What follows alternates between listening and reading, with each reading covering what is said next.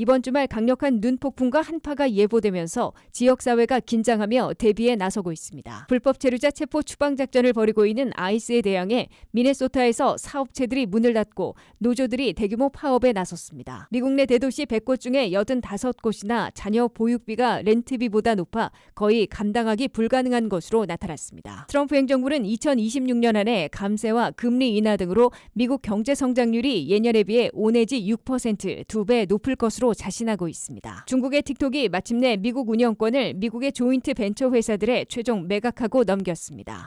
시청자 여러분 안녕하십니까? 워싱턴 뉴스 투데이입니다. 이번 주말 강력한 한파와 눈폭풍이 예상되면서 주민들의 대비가 본격화되고 있습니다.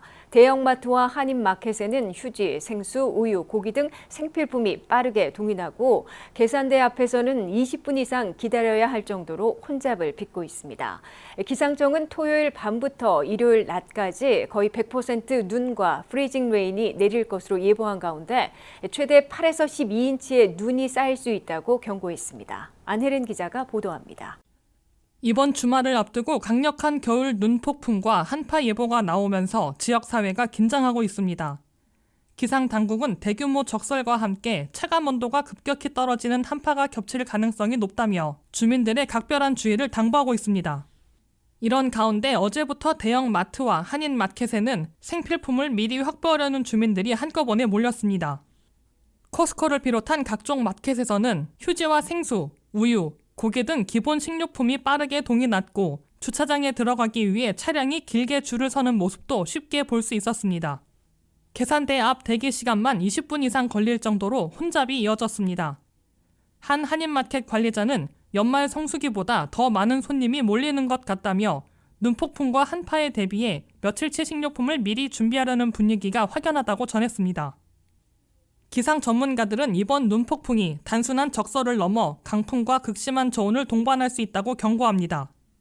특히 이번 주말 눈 올 확률은 토요일 밤에서 일요일 낮까지 거의 98%에 달하며 일요일 밤에도 80% 이상 높은 확률로 눈이나 겨울비가 올 것으로 예상되고 있습니다.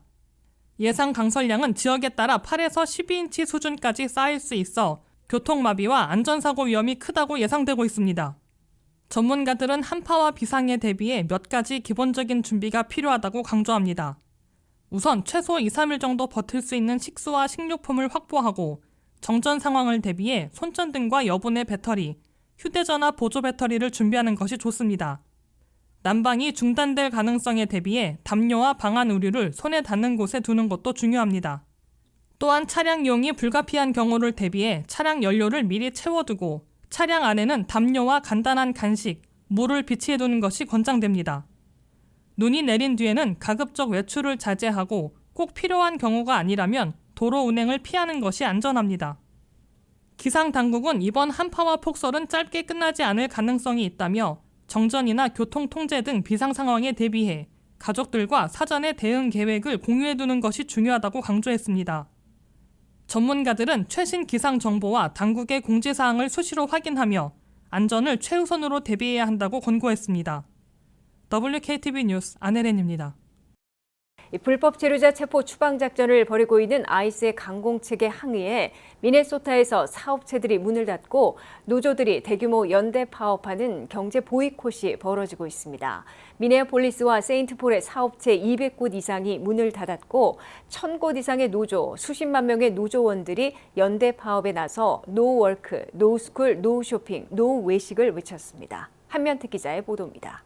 새해 벽두부터 3,000명이나 한 곳에 투입돼 초대형 불법 체류자 체포 추방작전을 벌여온 트럼프 행정부의 아이스가 총격 사망 사태까지 초래한 데 대한 강력 항의로 미네소타에서 경제 보이콧, 경제 블랙아웃이 펼쳐지고 있습니다. 미네소타의 핵심인 쌍둥이 도시들인 미네아폴리스와 세인트폴을 중심으로 아이스는 미네소타에서 나가라는 구호를 내걸고 사업체들이 문을 닫고 노조들이 대규모 연대 파업에 들어가는 등 경제 보이콧에 나섰습니다. 미네소타에서는 쌍둥이 도시들을 중심으로 사업체 200곳 이상이 문을 닫고 경제 보이콧에 동참하고 있습니다. 일반 소매점들과 식당 등 서비스 업체들이 상당수 문을 닫았습니다. 최대 산별 노조인 AFL-CIO 산하 1000곳 이상의 단위 노조들이 연대 파업하고 있습니다. 미네소타 지역 노조연맹에서만 8만 명의 노조원들이 참여해 연대 파업 인원은 수십만 명에 달할 것으로 보입니다. 교사 노조들의 연대 파업으로 대부분 학교들의 수업도 중단됐습니다. 이에 따라 미네소타에서는 노워크, 노스쿨, 노쇼핑, 노위식의 구호가 울려 퍼졌습니다.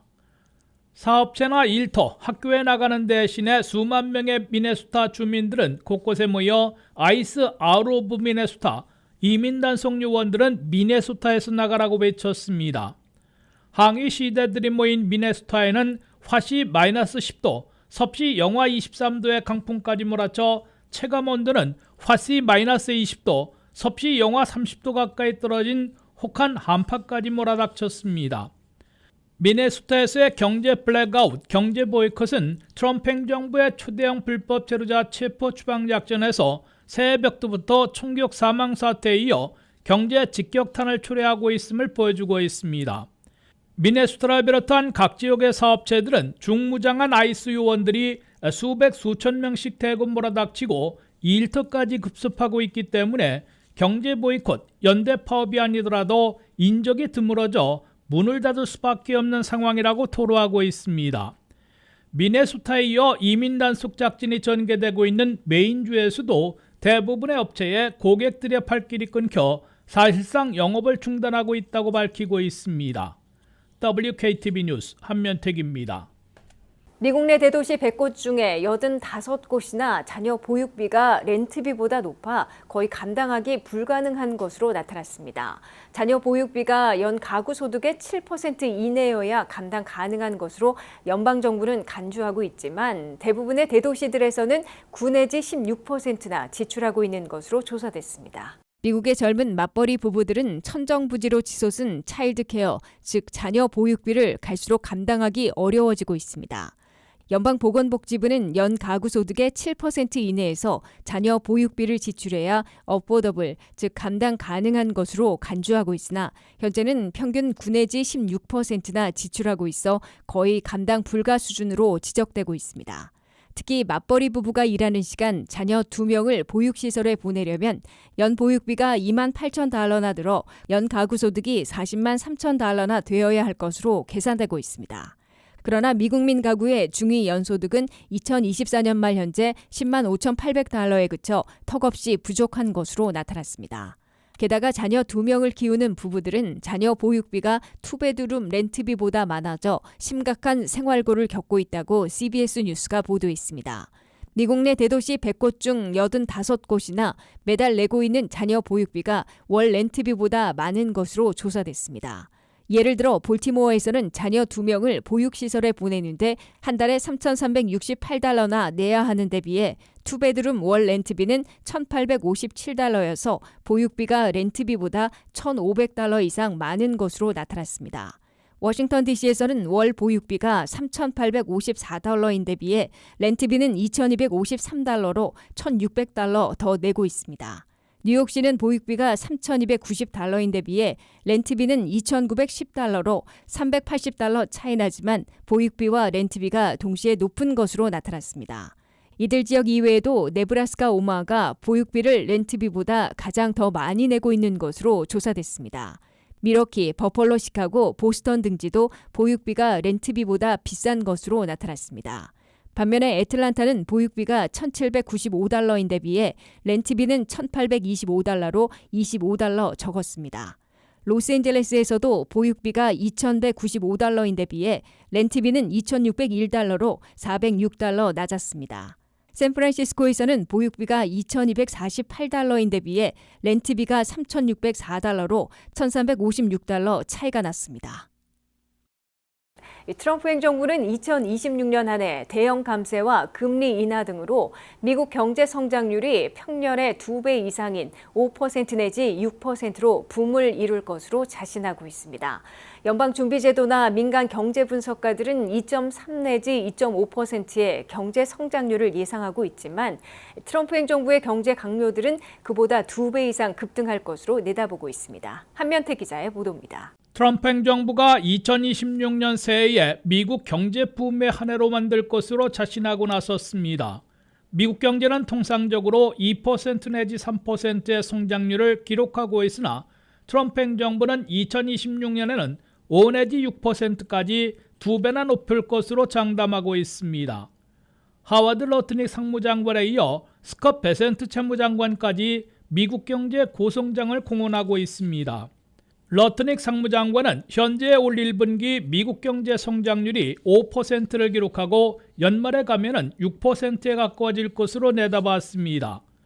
베센트 재무장관은 행정부가 아니라 연준 산하의 애틀란타 연방은행이 2026년 미국 경제 성장률을 5.4%로 전망하고 있다는 점을 인용해 5 내지 6%의 고성장을 자신했습니다. 트럼프 행정부의 핵심 경제 강요들이 올해 5 내지 6%의 고성장으로 미국 경제 붐을 자신하고 있는 배경에는 이미 확정된 트럼프 공화당의 BBB법에 따른 초대형 감세 조치가 실행되고 있기 때문입니다. 경제 분석가들은 1월 26일 시작돼 4월 15일 마감되는 세금 보고 시에 납세자들의 65%나 되돌려받을 텍스 리펀드 평균액이 가구당 $3,200에서 $1,000나 늘어나 $4,000 안팎이 될 것으로 예고하고 있습니다. 이어 연방대법원의 판결 결과로 다소 시기는 유동적이지만 7월 4일 250주년 독립기념일을 전후하거나 9월 초 노동절을 전후해 1인당 $2,000씩의 관세 배당금도 지급하게 될 것으로 예고되고 있습니다. 여기에 제롬 파월 연준 의장이 5월 말 임기를 마치고 물러나면 신임 의장을 중심으로 미국의 기준금리를 더 많이 인하할 것으로 확실시되고 있기 때문으로 시사하고 있습니다. 파월 의장이 이끄는 연준은 올 한해 단 한 번 0.25포인트 인하를 예고해놓고 있으나 신임 연준 의장으로 유력시되고 있는 케빈 워시 전 이사 등이 최종 지명되면 더 자주 또는 더 큰 폭의 기준금리 인하가 단행될 것으로 예상되고 있습니다. 현재 미국의 기준금리는 3.50 내지 3.75%로 내려가 있지만 올해는 훨씬 더 낮아질 것으로 트럼프 행정부는 기대하고 있습니다.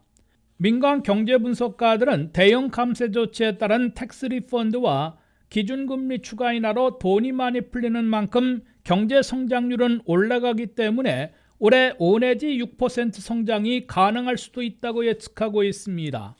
반면에 돈이 많이 풀리는 만큼 물가 인상이 우려되기 때문에 인플레이션을 강력히 통제하고 AI, 인공지능 시대로 고용 없는 성장이 더 가속도를 낼 수 있어 이에 대한 트럼프 행정부의 대비책이 필요할 것으로 경제 분석가들은 지적하고 있습니다.